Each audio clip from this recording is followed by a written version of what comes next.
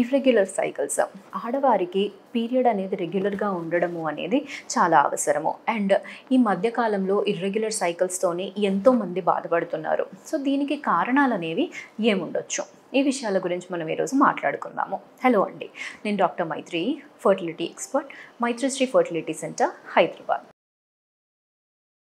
నార్మల్గా ఎప్పుడైతే ఫీమేల్కి మెన్స్ట్రువేషన్ అనేది స్టార్ట్ అవుతుందో అప్పటి నుంచి పీరియడ్స్ అనేవి రెగ్యులర్గా ఉండాలి అన్నట్టుగా అనుకుంటారు. బట్ మనం చూస్తే ఏంటి అంటే వాళ్ళకి మెన్స్ట్రువేషన్ అనేది స్టార్ట్ అయిన తర్వాత అమ్మాయిలకి ఒక 1 to 2 years టైం అనేది పడుతుందన్నమాట వాళ్ళ బాడీలో సైకిల్ అనేది స్టెబిలైజ్ అవ్వడానికి.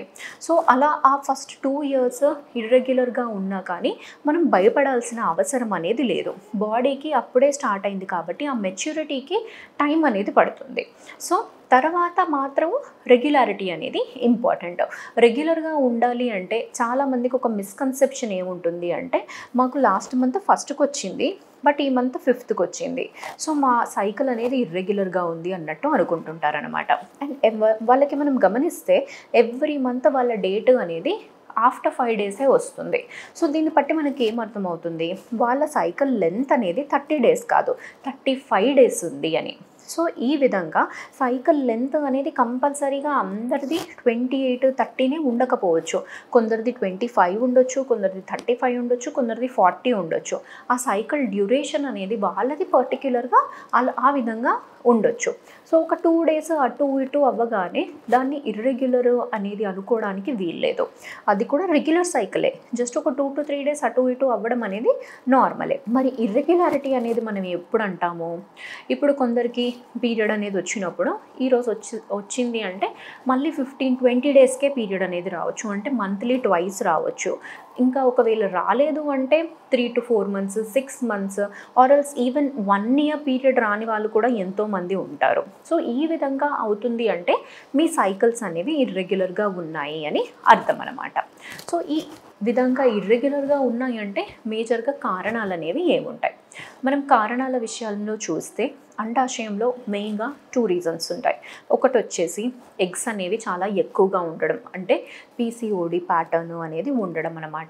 వీళ్ళకి పీసీఓడి సమస్యలు అనేవి ఉన్నప్పుడు పీరియడ్స్ అనేవి ఇర్రెగ్యులర్గా రావచ్చు. తర్వాత ఇంకొక రీజన్ వచ్చేసి పువర్ ఓవేరియన్ రిజర్వ్, అంటే ఎగ్స్ అనేవి చాలా తక్కువగా ఉండడము, అండాశయంలో తక్కువ ఎగ్స్ కారణం వల్ల వీళ్ళకి సైకిల్స్ అనేవి ఇర్రెగ్యులర్గా వస్తున్నాయి. ఈ 2 కారణాలు అనేది మనం చూస్తే ఒక స్పెక్ట్రమ్కి ఆల్మోస్ట్ కంప్లీట్ 2 opposite ends అనమాట. ఒకటి ఈస్ట్ అయితే ఒకటి వెస్ట్, అంత డిఫరెంట్ కండిషన్స్ ఇవి. సో ఈ విధంగా చాలామంది ఏమనుకుంటారంటే పీరియడ్స్ అనేవి ఇర్రెగ్యులర్గా ఉన్నప్పుడు మాకు పీసీఓడి ఉంది అన్నట్టుగా వాళ్ళు అనేసుకుంటారు. బట్ మనకి స్కాన్ చేస్తేనే వాళ్ళకి ఏం సమస్య ఉంది, పీసీఓడి ఉందా లేకపోతే ఆపోజిట్ కండిషన్ ఉందా అనేది మనకి తెలుస్తుంది. ఈ విధంగా మనము ఒక బేసిక్ స్కాన్లో వాళ్ళ ప్రాబ్లం ఏంటి అనేది కొంత మటుకు తెలుసుకోవచ్చు. తర్వాత ఇంకా వేరే కారణాలు ఏముండొచ్చు అంటే హార్మోనల్ ఇంబ్యాలెన్స్. ఇప్పుడు థైరాయిడ్, ప్రోలాక్టిన్, ఈ హార్మోన్స్ కూడా మనకి పీరియడ్ రెగ్యులారిటీకి చాలా హెల్ప్ చేస్తాయి. ఈ హార్మోన్స్ అనేవి కూడా అబ్నార్మల్ ఉన్నా కానీ మనకి డేట్స్ అనేవి సరిగ్గా రాకపోవచ్చు. తర్వాత వచ్చేసి ఇప్పుడు స్కాన్ అనేది అయిన తర్వాత నెక్స్ట్ మనం ఏ విధంగా కన్ఫర్మ్ చేసుకోవాలి, బ్లడ్ టెస్ట్ అనేది చేయించవచ్చు. ఏఎంహెచ్ టెస్ట్ చేయించారు అంటే మీకు ఎగ్ రిజర్వ్ ఏమైనా తక్కువ ఉందా అనేది మనకు తెలుస్తుంది.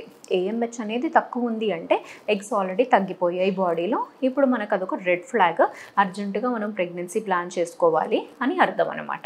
ఒకవేళ ఎగ్ నెంబర్ ఎక్కువగా ఉంది, మీకు పీసీఓడి ప్యాటర్న్ ఉంది అంటే అప్పుడు ఏ విధంగా చూసుకోవాలి, అప్పుడు ఫస్ట్ మనము మీరు చేసే పని ఏంటి అంటే లైఫ్ స్టైల్ మోడిఫై చేసుకోండి. తర్వాత డాక్టర్ దగ్గరికి వెళ్ళినప్పుడు మీ హార్మోన్స్ అనేవి చెక్ చేసుకొని హార్మోనల్ ఇంబ్యాలెన్స్ ఉంది అంటే అది కరెక్ట్ చేసి నెక్స్ట్ మీకు ప్రెగ్నెన్సీ ప్లాన్ చేస్తున్నారు అంటే మెయిన్గా ఇక్కడ వచ్చే సమస్య ఏంటి అంటే పీసీఓడిలో ఎగ్ పెరిగి రిలీజ్ అయ్యే దగ్గర ప్రాబ్లం అవుతుంది. సో దాన్ని కరెక్ట్ చేస్తారు, ఓవ్యులేషన్ అయ్యేలాగా చేసుకోవాలి. ఆ ఓవ్యులేషన్ అనేది మెడిసిన్తోనే అవ్వచ్చు, కొన్నిసార్లు మెడిసిన్తోని కాకపోవచ్చు. అలాంటి కేసులో మనం లాప్రోస్కోపీకి కూడా వెళ్ళే అవసరము అనేది ఉంటుంది. సో ఈ కండిషన్ అనేది మనకి ఎగ్జాక్ట్గా ఇదే విధంగా ట్రీట్మెంట్ ఉంటుంది అన్నట్టుగా ఉండదు. ఇట్ ఈస్ కంప్లీట్లీ ఇండివిజువలైజ్డ్, అంటే మీ కండిషన్తో మీకు మీ పేషెంట్ ప్రొఫైల్ బట్టి ఏ విధమైన ట్రీట్మెంట్ అనేది అవసరం పడితే ఆ విధమైన ట్రీట్మెంట్ అనేది తీసుకోవాల్సిన అవసరం ఉంటుందండి. సో ఇర్రెగ్యులర్ పీరియడ్స్ ఉన్నాయంటే ఇట్ ఈస్ అన్ ఇండికేషన్ మన బాడీలో ఏదో జరుగుతుంది అని. సో దాన్ని గమనించి డాక్టర్ దగ్గరికి వెళ్ళి కన్సల్ట్ అయ్యి ఏ ప్రాబ్లం ఉంది అనేది తెలుసుకొని దాని తగ్గట్టు ట్రీట్మెంట్స్ అనేవి తీసుకుంటే మీరు మీకు అనుకునే ప్రెగ్నెన్సీ అనేది ప్లాన్ చేసినా అది మీరు త్వరగా రీచ్ అయ్యే అవకాశం అనేది ఉంటుందండి. Thank you.